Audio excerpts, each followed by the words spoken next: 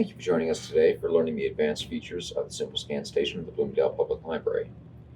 If you've watched our video on the basic features, you're already familiar with how to scan and edit documents and pictures and save them to USB drives or email them to yourself.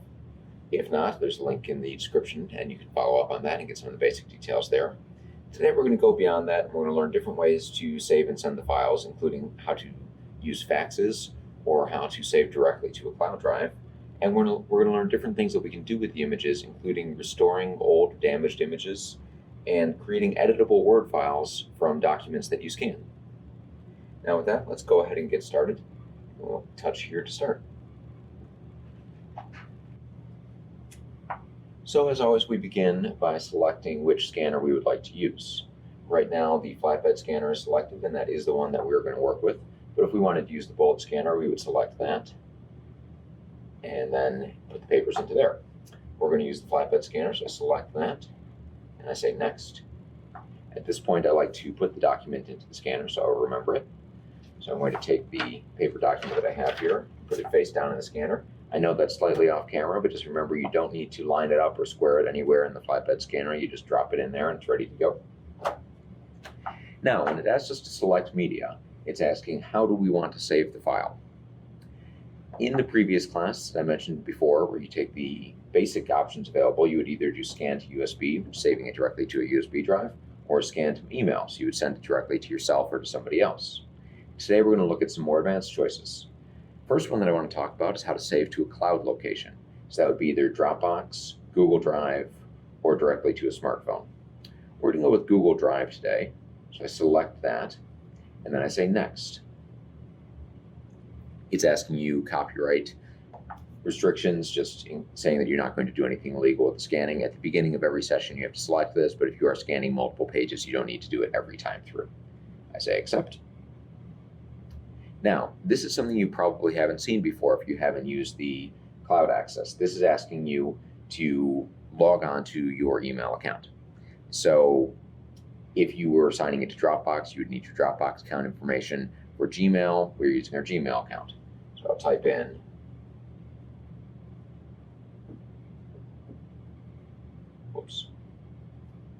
Notice, by the way, when you make a mistake, use the backspace, not the back button. The back button will take you to the previous screen. A lot of people get frustrated when they're typing with this and they accidentally click back and they have to retype the entire thing.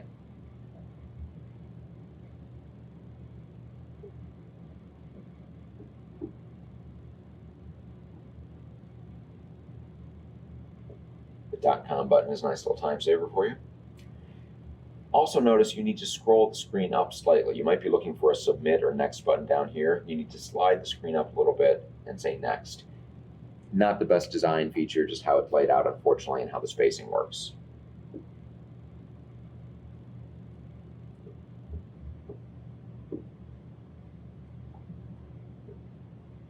Also notice when you press the shift button, it actually works like a caps lock, so you need to turn it off after you've turned it back on.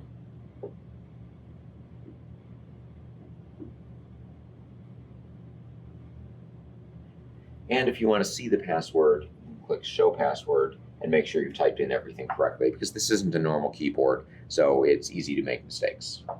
Again, I will scroll the screen up and say Next. So the Simple Scan wants to access your Google account. We have to choose to allow that. All right, and now we are ready to go with a standard scanning process. So we're ready to begin with this. So with the scan settings, we can choose what kind of file we want to make. And I'm going to say a Word document. I mentioned at the start of the class that this is something that we're going to talk about. When you're creating a Word document, what you're doing is you're making an editable file. So say you have a paper copy of your resume and you don't want to retype the entire thing, but you want to make some changes to the dates or to the phone number or little bits of information. Instead of scanning it as a PDF, which would be easy to share and to print, but would not be easy to edit, you can scan it and save it as a Word document. Hearing that, you might say, oh, great, that's perfect. That's exactly what I want to do. Be aware that there are some negatives to this. When it's creating a Word document, it's essentially taking a picture of the image that you have in there and then adjusting it and trying to match up letters and spacing. Typically, there will be some small mistakes. So If this is something that's handwritten or poorly printed, it's not going to come out very well.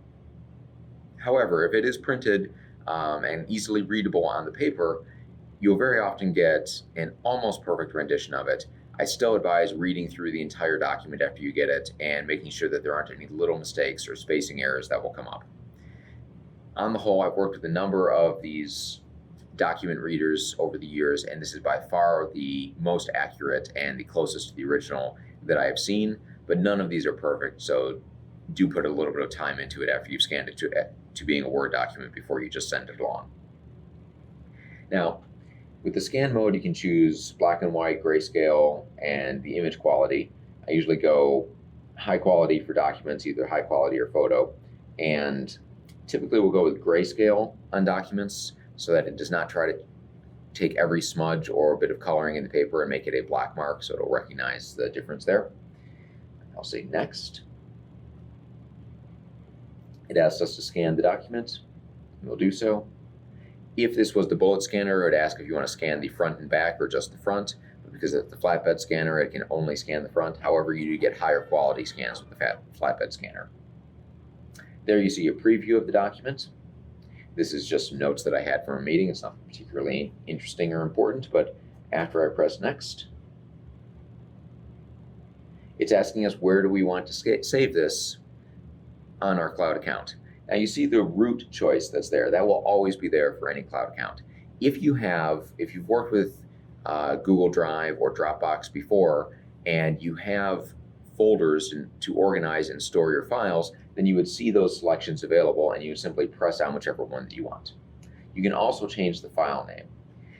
Some people like to change the file name right at the station. Personally, I prefer to save it with generic file names and then change it later on, either on the USB drive or in the email that I receive or on the Google Drive, because I find it easier to type on a computer keyboard than I do on this keyboard. But just for demonstration purposes, I will go here and I will delete this. Now you see the generic name that comes in is Simple Scan Station. It's the name of the device that you're on, with the date and time inserted in.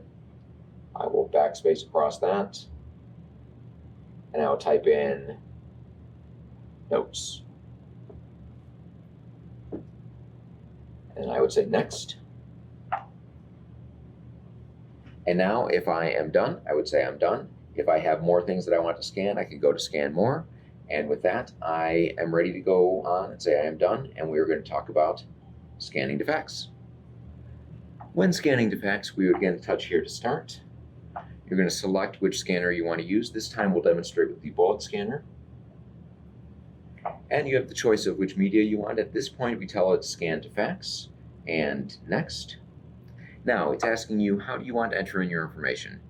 To send a fax directly from this machine, you do need to have an account here at the library. If you don't have a library card at the Bloomingdale Public Library, you can get a guest pass and you can put money on that. We do charge for faxes just like we do in our business office when we have a staff member do the fax for you. It's $1 per page for domestic faxing. So if you don't have an account with that balance on it, you can get a guest pass and you can put a balance on it. Staff can walk you through and help you with that.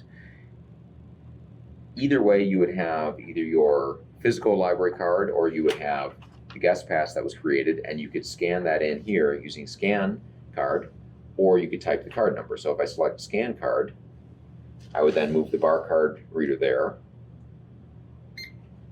and attempt to scan it. If the scan doesn't work for you, you can always go back and type the card number in. So I'll go there and I will type in the card number.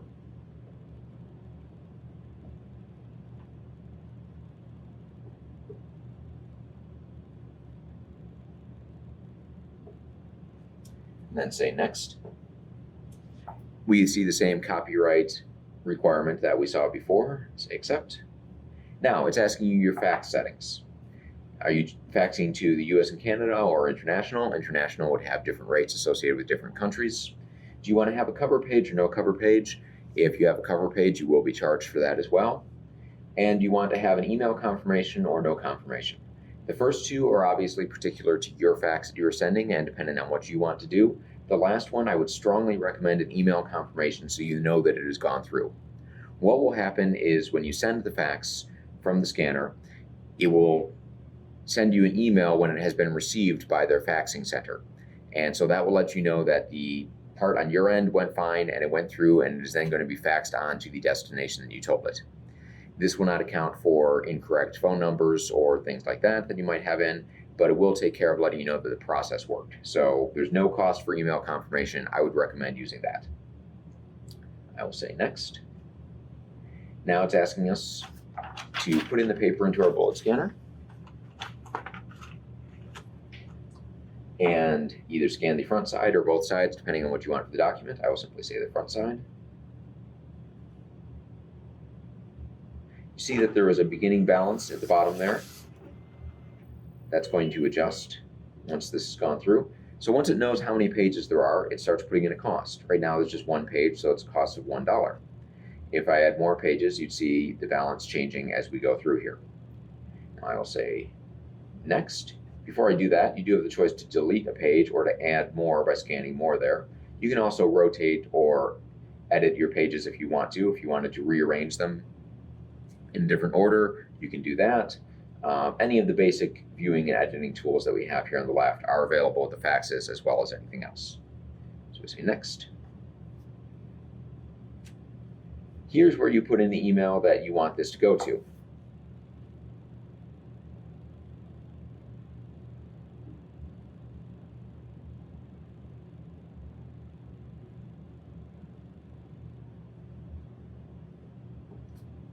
This is not the email that you are sending this to. This is not the person that is supposed to be receiving the fax. This is for the confirmation that you've selected before. So if you did not select that email confirmation, you would not see this screen. It would skip right past it. Now we enter in the fax number that we're sending this to.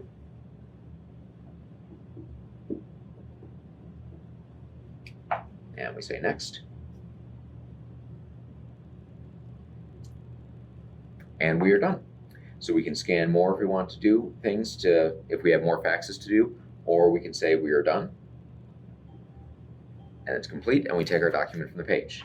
So now the fax will be sent. There's a little bit of a delay in faxing, but you should have an email confirmation soon to let you know that you have received it. Finally, let's talk about the Simple Scans tools to restore damaged or poor quality images, or simply to highlight or improve the images that you already have. So we will again touch here to start. We're going to want to choose the flatbed scanner for this one. And this time we're going to use Vivid Pics. You see in the bottom left-hand corner the Restore Pictures option that we have there. Select Vivid Pics, and I say Next. Again, the copyright request. Now, see the scan settings. The output format is only PNG. That's the only file type that they allow. You can convert this later if you are so inclined using the computer. There are a lot of websites that do that. Scan mode is color and image quality is photo. All of those are forced. Go to next. Save to. Where are you saving these files? You see that this is greatly reduced from our normal choices. The reason for that is this is going to generate a lot of images with a higher resolution, and it wants to have methods that allow higher quality settings. So you can't fax this, you can't text it to your phone. A lot of the lower quality things that were available before are not available with this. I'm going to keep it simple and save to USB, but we could save to the Google Drive before. So doing that, I take the USB, and it might be slightly off camera, but I plug it into the little USB plug that is available bottom left of the computer. And I'll say next. Now it's asking me to scan this. I put it in the flatbed scanner. I scan.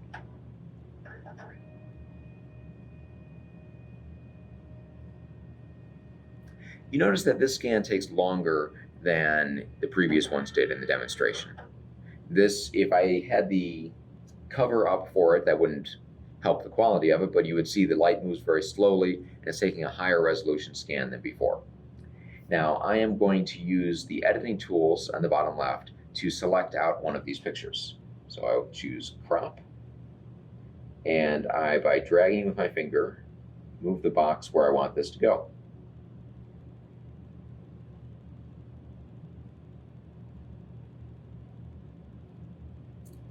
And I will say crop image.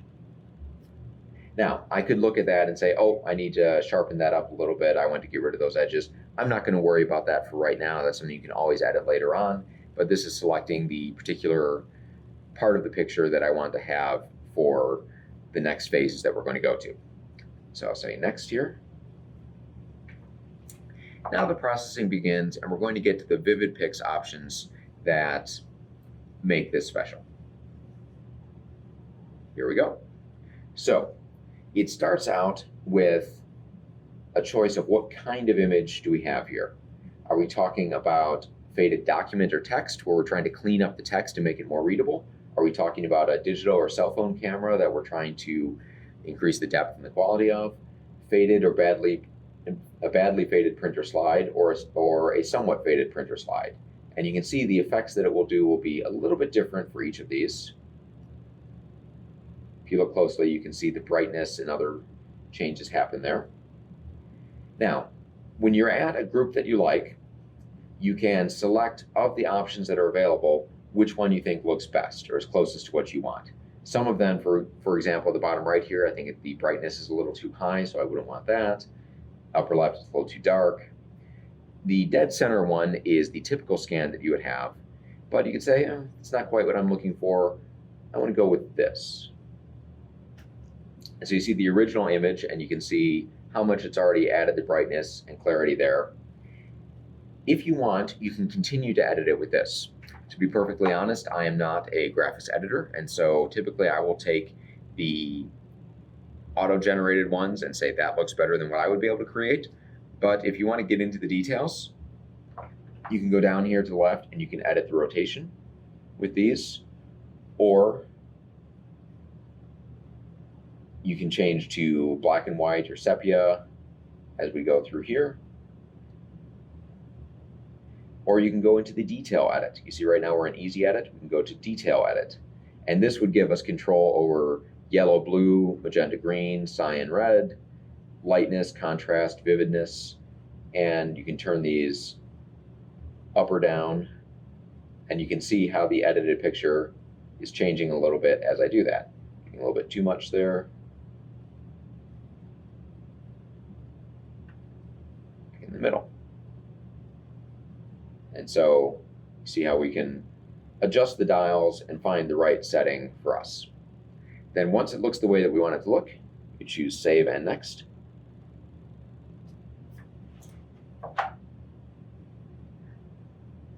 Takes a moment to process here.